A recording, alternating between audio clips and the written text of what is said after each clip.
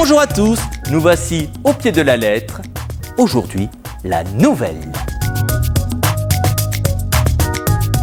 Elle a sur le roman à vaste proportion cet immense avantage que sa brièveté ajoute à l'intensité de l'effet. Qui donc vante ainsi la nouvelle?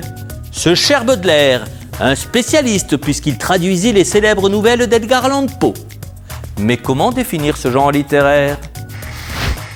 Par sa brièveté, le poète l'a dit. Généralement, la nouvelle peut être lue en une seule séance de lecture. Point de détail, de digression, et les personnages sont peu nombreux, mais on s'intéresse de près à leur psychologie. On n'est pas dans une fable ou un conte où ils servent de symbole.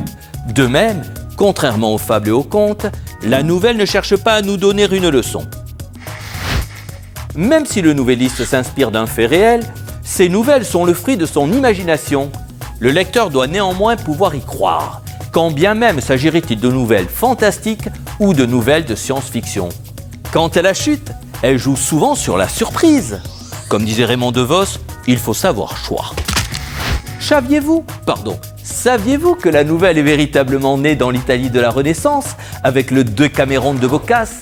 En France, le genre a pris son envol avec l'Heptaméron de Marguerite de Navarre en 1558. Puis, au XVIIe siècle, apparut la nouvelle psychologique grâce à Madame de Lafayette. On considérait alors la princesse de Clèves comme une nouvelle. N'oublions pas non plus les contes et nouvelles en vers de La Fontaine. La nouvelle moderne est née avec la grande presse. On écrivait pour les journaux.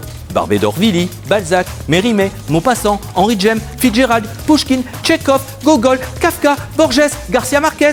On n'en finirait pas d'énumérer les nouvellistes géniaux du 19e et 20e siècle.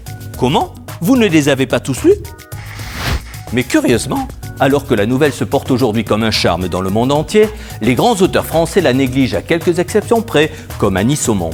S'ils s'y remettaient, ce serait une bonne nouvelle. Jeu de mots pour y placer. On peut y aller. À bientôt.